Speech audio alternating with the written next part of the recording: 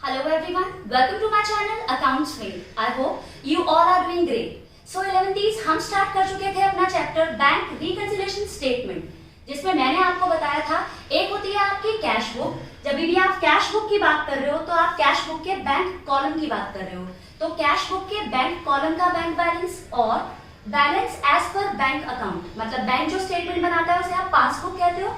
तो पासबुक के हिसाब से जो आपका बैंक बैलेंस है, ये दोनों अगर वेरी कर रहे हैं, ये बैलेंस अगर एक दूसरे से मैच नहीं कर रहे, तो इसको मैच करने के लिए बेसिकली आप एक पर्टिकुलर डे एक स्टेटमेंट बनाते हो जिसमें आप कैश बुक का बैलेंस और कॉजेज ऑफ डिफरेंसेस से पासबुक के बैलेंस या वाइस वर्सा पासबुक का बैलेंस और कॉजेज ऑफ डिफरेंसेस से कैश बुक के बैलेंस पर आते हो। मतलब कैश बुक का बैंक बैलेंस और पासबुक का बैंक बैलेंस एक पर्टिकुलर डे पर अगर मैच नहीं हो रहा, तो वो सारे रीजंस को लोकेट करते हुए आप कैश बुक के बैलेंस से पासबुक के बैलेंस और पासबुक के बैलेंस से कैश बुक के बैलेंसेस पर आते हो। ये बैलेंसेस एक पर्टिकुलर डे पर इसलिए वेरी कर रहे हैं क्योंकि कुछ रीजंस हैं। उन रीजंस को क्या बोला जाता है? Causes of differences. Causes of difference में 5 डिफरेंसेस मैं आपके साथ ऑलरेडी डिस्कस कर चुकी हूँ, बट इनको रिवाइज करते हुए आगे जितने भी डिफरेंसेस के कॉजेज हैं वो सब एक बार डिस्कस कर हम देखेंगे कि किस तरीके से आप बैंक रिकंसिलिएशन स्टेटमेंट बनाते हो और उसका एक क्वेश्चन भी करेंगे। करेक्ट? तो सबसे पहले स्टार्ट करते हैं कॉजेज ऑफ डिफरेंसेस से। बट कॉजेज ऑफ डिफरेंसेस पढ़ने के लिए भी अपने माइंड में आपको क्या चीज याद रखनी है?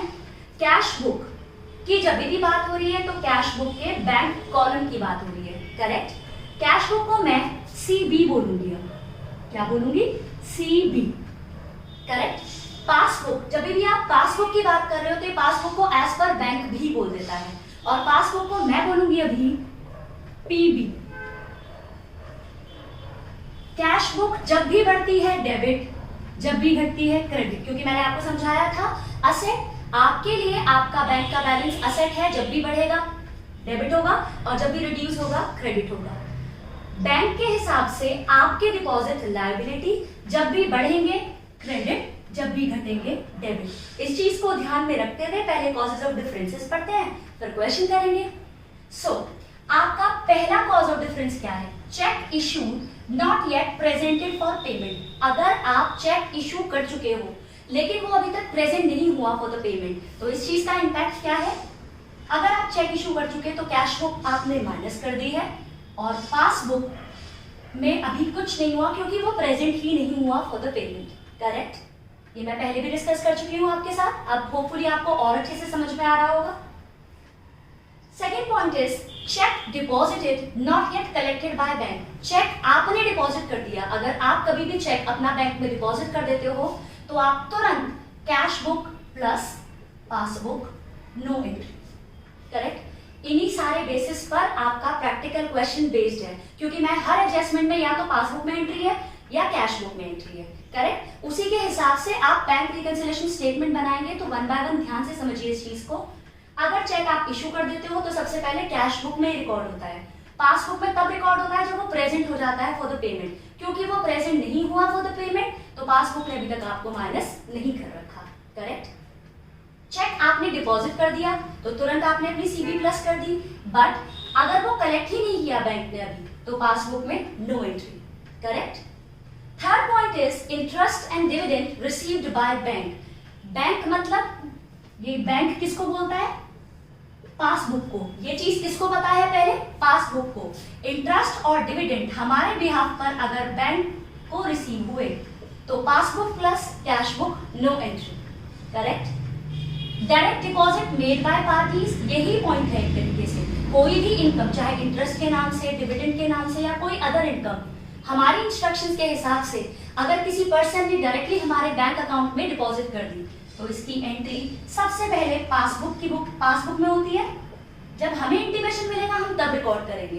तो अगर direct deposit made by parties in our bank account है so passbook plus cash book no entry. Correct? तो बात करते हैं फिफ्थ पॉइंट की, direct payment made to parties. अगर बैंक हमारे बिहाफ पर डायरेक्टली पेमेंट कर देता है तो ये चीज सबसे पहले कौन सी बुक में रिकॉर्ड होगी? Passbook. Passbook minus cash book no entry. अगर बैंक हमारे बिहाफ पर पेमेंट करता है तो आपका बैंक अकाउंट हो जाता है रिड्यूस, और ये चीज हमें तब पता होगी जब बैंक आपको इन्फॉर्मेशन प्रोवाइड करेगा फॉर द सेम। सो इस चीज का इम्पैक्ट क्या हुआ, passbook minus cash book, no entry. 6th point is credit given by the bank on account of interest. Bank ने आपको क्रेडिट किया। बैंक अगर आपको क्रेडिट करता है मतलब passbook plus cash book, no entry. अगर बैंक आपको क्रेडिट कर रहा है मतलब बैंक ने आपको बढ़ा दिया, ये चीज पासबुक में पहले रिकॉर्ड होगी, passbook plus cash book, no entry. Debit given by the bank on account of interest on overdraft and bank charges. Bank ने आपको डेबिट किया मतलब बैंक अगर आपको डेबिट करता है मतलब माइनस, ये चीज सबसे पहले बैंक के पास रिकॉर्ड होगी, passbook minus cash book, no entry. Bank ने आपको क्यों रिड्यूस किया, क्योंकि इंटरेस्ट ऑन ओवरड्राफ्ट हुआ। मींस ओवरड्राफ्ट का मतलब आपने जितने आपके डिपॉजिट थे उससे ज्यादा विड्रॉ कर लिया है फ्रॉम द बैंक, तो बैंक ने इंटरेस्ट चार्ज किया for the same interest on overdraft, तो passbook minus cash book, no entry. या आपने बैंक से कोई फैसिलिटीज ले रखी हैं, जैसे आप कहते हो कि मेरे चेक कलेक्ट कर लो या मेरे चेक आप डिपॉजिट करा दो इन द बैंक, तो इन सारे रीजंस की वजह से बैंक एक नॉमिनल अमाउंट आपके अकाउंट से कट करता है जिसको आप बैंक चार्जेस भी बोलते हो, तो बैंक चार्जेस की वजह से भी passbook minus cash book, no entry. 8th point is bills collected by the bank. Bank ने आपके बिहाफ पर जो बिल आपने डिपॉजिट कर रखे थे उन्हें कलेक्ट कर लिया, तो ये चीज सबसे पहले बैंक को पता होती है, passbook plus cash book, no entry. Correct, hopefully आपको समझ में आ गया है। बात करते हैं 9th पॉइंट की, dishonour of a bill discounted with the bank. आपने एक बीआर मतलब डेटर्स ने आपको रिटर्न में एक प्रॉमिस दिया था, उसे आप बीआर बोलते हो, वो बीआर आपने बैंक से डिस्काउंट करा रखा था और कैश ले रखा था, क्योंकि बिजनेसमैन को हमेशा हार्ड कैश की नीड होती है। तो जो बिल आपने डिस्काउंट करा रखा था उसकी ड्यू डेट पर वो ऑनर्ड होने की जगह मतलब पैसे नहीं मिले बैंक को, वो उल्टा डिसऑनर हो गया, तो बैंक आपके बैंक अकाउंट से ये अमाउंट कट करेगा। तो इस चीज का इम्पैक्ट क्या होता है, passbook minus cash book, no entry. Correct. 11th point is, ये थोड़ा सिमिलर उसी की तरह है, dishonour of a cheque deposited with the bank. Bank में आपने जो चेक डिपॉजिट कर रखे थे वो ऑनर्ड होने की जगह डिसऑनर हो गए, मतलब बैंक को पैसे नहीं मिले फॉर द सेम, तो बैंक आपके अकाउंट को कर देगा कट, कैश बुक में इसको नहीं रिकॉर्ड किया गया। 12th पॉइंट पर मैंने कवर किया errors and omission. Errors and omission मतलब कोई भी गलती, चाहे वो कैश बुक ने की हो चाहे वो पासबुक ने की हो, जैसे debit made by bank, wrongly debit made by bank, bank ने गलती से आपको डेबिट कर दिया मतलब passbook minus cash book, no entry. या एक इंपॉर्टेंट एंट्री ये भी होती है कि आपने कैश डिपॉजिट किया in the bank and it was collected by the bank but wrongly recorded in cash column of the cash book. आपने गलती से कैश बुक के कैश कॉलम में रिकॉर्ड कर लिया एक चेक जो आपने डिपॉजिट किया था और बैंक ने भी कलेक्ट कर लिया। तो अगर आपने कैश बुक के कैश कॉलम में रिकॉर्ड किया means cash book, no entry, passbook plus. तो ऐसी सारी एंट्रीज को कलेक्टिवली आप एरर्स एंड ओमिशन की कैटेगरी में कैटेगराइज करते हैं। अगर ये चीज आपको क्लियर है तो आप इजीली पहचान पाएंगे कि किस बुक में वो चीज रिकॉर्ड है और किस बुक में वो रिकॉर्ड नहीं है। तो होपफुली आपको समझ में आ गया, जितने भी आपके कॉजेज ऑफ डिफरेंसेस होते हैं या तो वो कैश बुक में रिकॉर्डेड है, पासबुक में रिकॉर्डेड नहीं है।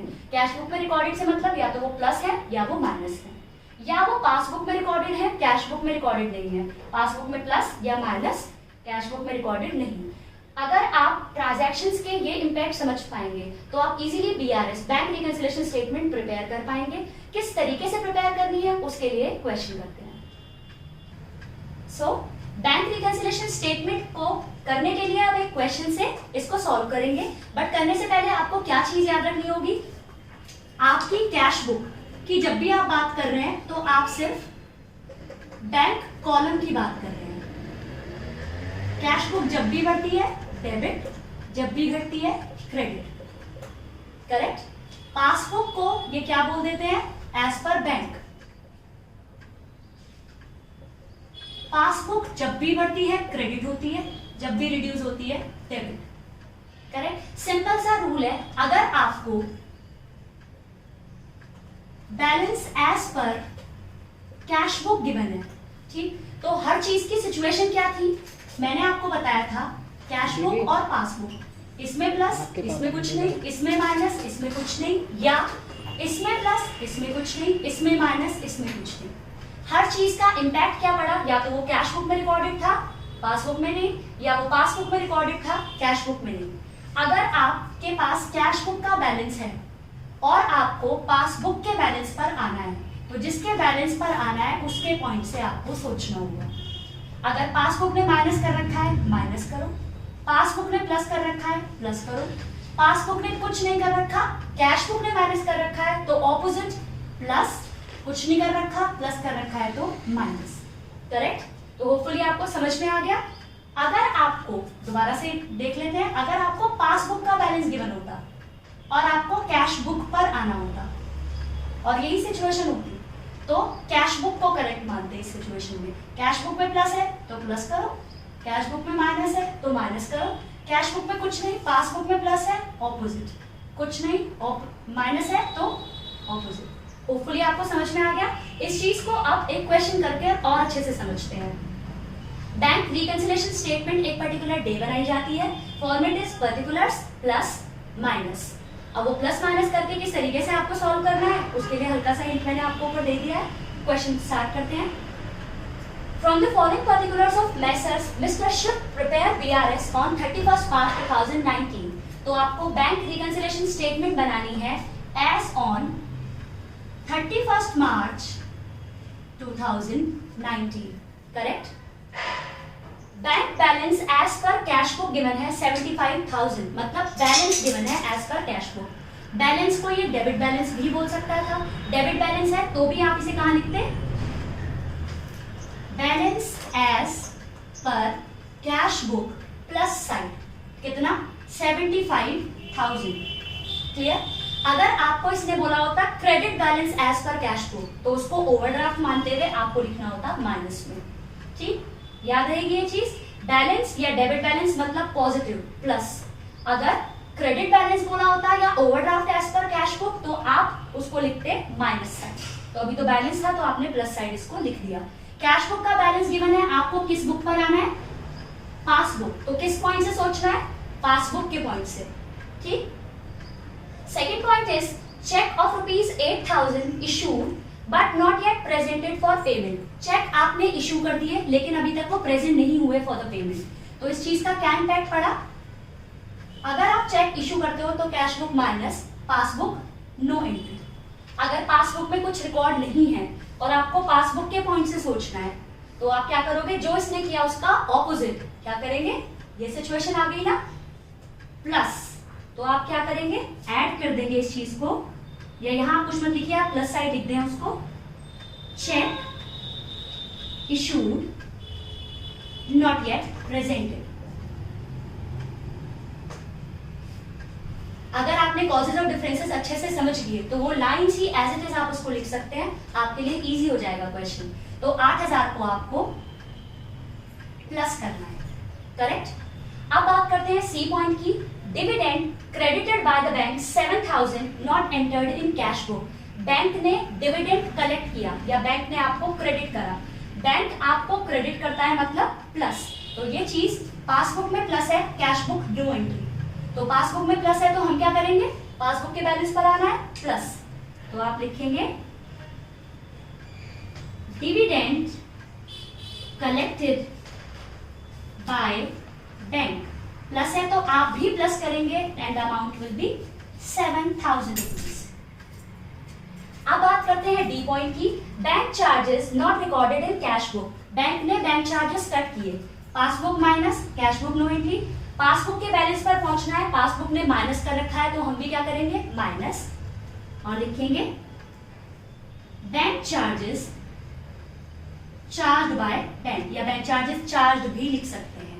कितनी अमाउंट? 100, ये जाएगी आपकी माइनस साइड। इसके बाद आपका लास्ट पॉइंट है cheque of ₹10,000 deposited not yet collected by the bank. Cheque आपने बैंक में डिपॉजिट कर दिया लेकिन बैंक ने अभी तक कलेक्ट नहीं किया, मतलब cash book plus passbook no entry. Passbook में कुछ रिकॉर्डेड नहीं है, पासबुक के बैलेंस पर आना है तो जो कैश बुक ने कर रखा है उसका ऑपोजिट माइनस करेंगे। Check deposited but not yet collected से आप इसको लिख सकते हैं, नॉट येट कलेक्टेड। कितनी अमाउंट? 10,000, तो वो आप लिख देंगे यहां। अब हम करते हैं टोटलिंग। 75,000, 8,000 एंड 7,000। तो टोटल इस साइड का फॉर श्योर ज्यादा आ रहा है क्योंकि यहाँ तो 10,100 आ रहा है टोटल। तो टोटल लिखते हैं कितना टोटल आएगा इसका? टोटल विल बी 90,000 और इस साइड का टोटल है आपका 10,100। तो 90,000 में से आप माइनस कर दें 10,100, तो ये अमाउंट आएगी आपकी 79,900। तो 79,900 प्लस की वजह से माइनस साइड बैलेंस आ रहा है, तो ये आपका पॉजिटिव का बैलेंस है, balance as per passbook, correct. और टोटल आप वही 90,000 लिखेंगे। आई होप आपको ये समझ में आ गया है। अगर आपको मेरी वीडियो अच्छी लगती है तो इसे लाइक कीजिए, शेयर कीजिए, subscribe my channel and don't forget to press the bell icon so that you can get the notifications of my latest updates. Thank you.